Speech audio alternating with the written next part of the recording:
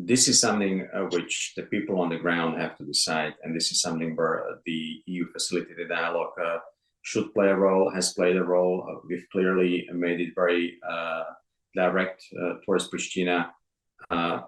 There has to be a new process which leads to new elections which can produce politically legitimate representation of the people living in the north of Kosovo.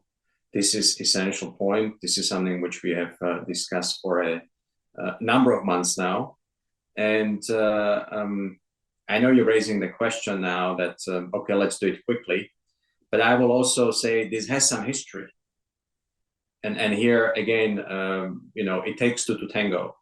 I remember the last time around when the elections were held, in the end, the Serbs decided not to participate in those elections.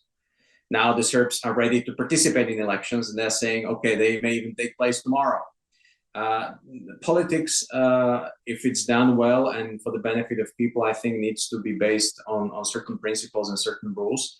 And I very much welcome the fact that the Serbs in the north are ready to engage, to be part of the elections. I think this is the only way forward. I think people in the north should elect their mayors, their councillors, who they can identify with, who they can talk to, go to, not to have offices of mayors surrounded by security forces and arms.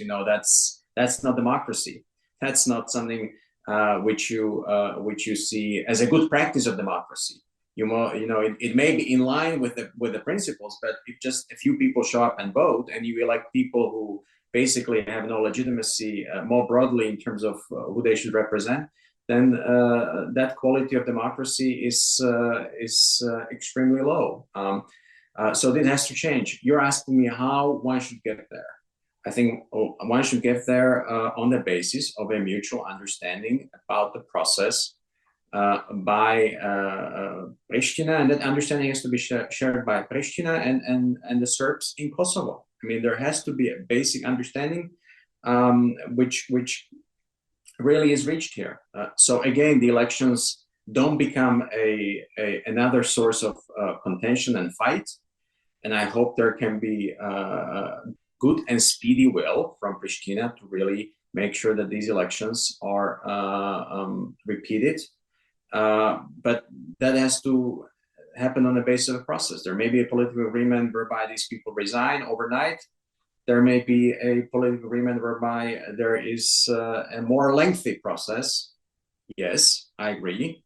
But in the end, maybe that lengthy process may yield more credible results. I don't know. I don't have a recipe here, what should happen. All I know is that what should happen should be on the basis of engagement, not disengagement. And now when the Serbs are ready to engage, that's great news. And I hope that there is the same willingness and openness to engage also by Pristina, so a solution can be found. Because once there is engagement, once there is a plan, I don't think it's as important whether it takes a few days, a few weeks, or a few months. What is important that there is an understanding, and that at the end of the process, there is going to be a structure of governance, of local governance, which the people can trust, and which is not going to be captured by one side or subject to extraordinary measures such as, heavy presence of security forces around the seats where mayors reside.